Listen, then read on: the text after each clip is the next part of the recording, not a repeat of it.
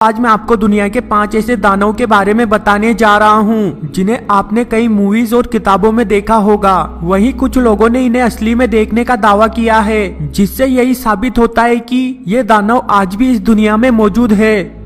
Video के नीचे एक लाल बटन है, उस पर क्लिक कीजिए और सब्सक्राइब कीजिए। वीडियो देखने के लिए धन्यवाद। प्लीज सब्सक्राइब करना ना भूलें। बेंसी। आयरिश लोक कथाओं की माने तो बेंसी एक परी होती है जिसकी चीखने की आवाज किसी के घर में होने वाली मौत की चेतावनी होती है। लोगों के अनुसार बेंसी एक लड़की की आत्मा है जिसकी मौत काफी दर्दनाक हुई थी। जब भी कोई उसकी आंखों में आंखें मिलाता है तो उसकी तुरंत मौत हो जाती है। लेकिन इनमें से कुछ बेंसी अच्छी भी होती है जो इंसानों के परिवार को घर में आने वाली परेशानी के बारे में पहले से ही बता देती है। बाबा यागा। रशिया की पौराणिक कथाओं में बाबा यागा के बारे में सबसे ज्यादा बताया गया है।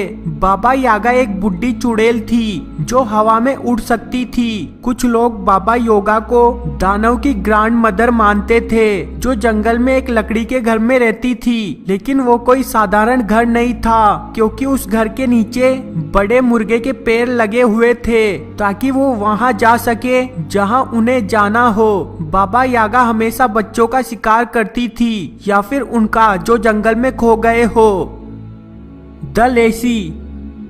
पौराणिक किताबों की माने तो लेसी जंगल में रहने वाली एक बुरी आत्मा है जो दिखने में एक बुढ़े आदमी जैसी लगती है और जंगल से गुजरने वाले लोगों को अपना शिकार बना लेता है। लोगों के अनुसार लेसी का शरीर काफी बड़ा होता है और उनके लंबी लंबी दाढ़ी उगी होती है। लेसी अपने आप को किसी भी जीवित जानवर या फिर किसी भी पेड़ में बदल सकता है। कई लोगों का कहना है कि लेसी एक ऐसी आत्मा है जो जंगल को दुष्ट आत्माओं से बचाती है। सेतियर।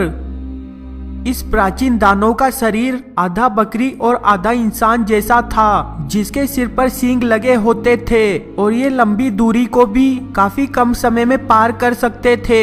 इनमें कई तरह की शक्तियां होती थी जिनकी वजह से ये अमर थे और इनकी लड़ने की काबिलियत इंसानों से भी ज्यादा अच्छी थी। इसीलिए इन्हें कई राजाओं ने अपनी सेना में शामिल कर रखा था। मिनोचर।